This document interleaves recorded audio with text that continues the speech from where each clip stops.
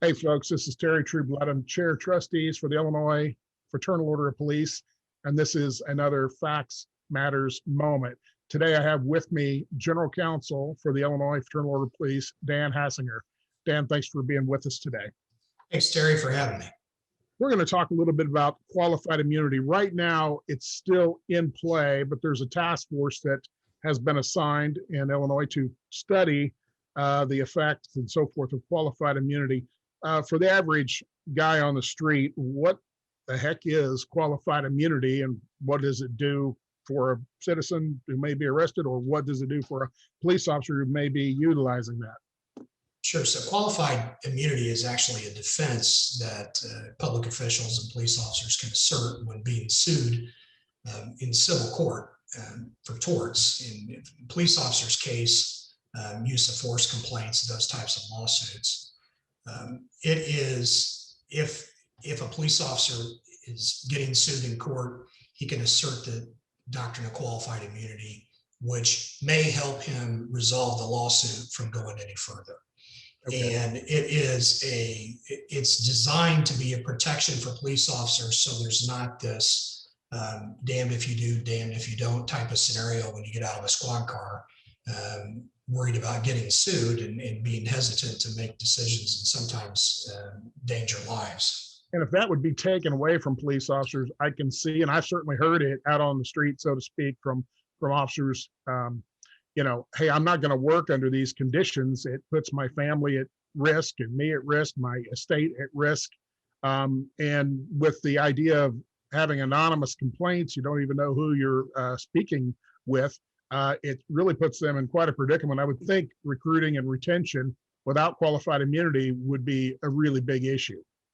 It's going to be a very big issue. As you know, I served 15 years in law enforcement as an officer, and every day you're asking these guys to go out and put their lives on the line, and now you're asking them to put their wallet on the line every time they do. And that is something that's going to have a chilling effect for law enforcement.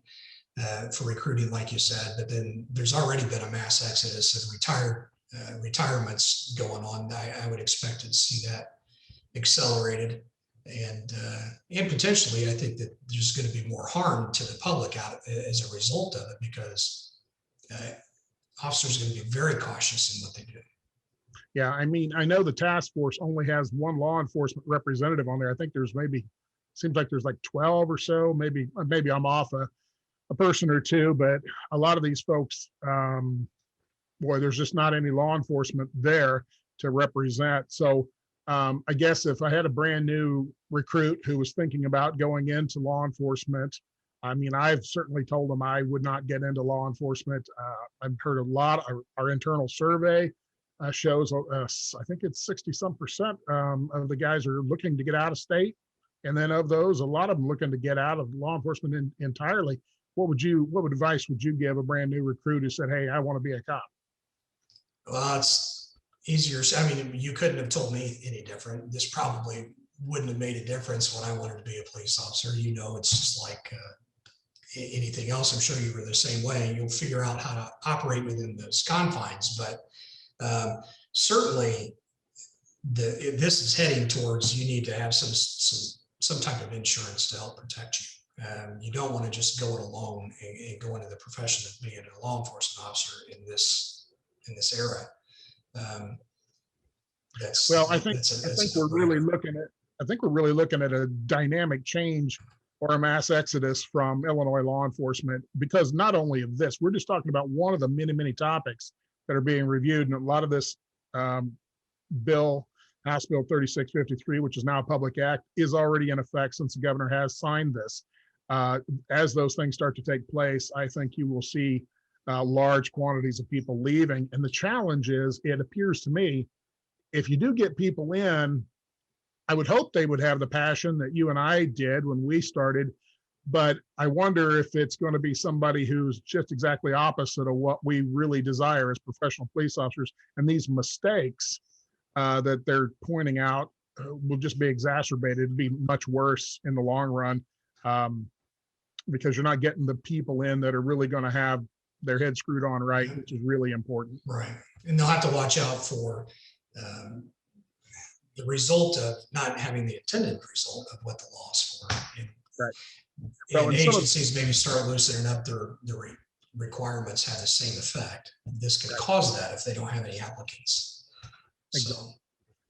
So, well, hey, I appreciate you taking the time to talk about qualified immunity with us, and hopefully everybody has a little bit better understanding. I mean, it's not total immunity. I want to point that out. And I think some people think it is, but there's a difference between qualified immunity and total immunity. You want to briefly comment on that? Well, I mean, the other thing is the distinction between federal law and state law. Right.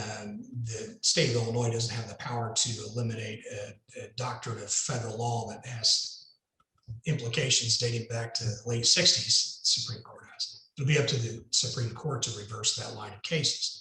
Right. So we're talking about state court actions here. Right. Okay. Well, very good. Well, Dan, hey, I appreciate you taking the time to address the members and the public who may be watching. And for those of us here at the Fraternal Order of Police, we appreciate it. We appreciate everybody joining us for another Facts Matters moment. Have a great day. Thank you.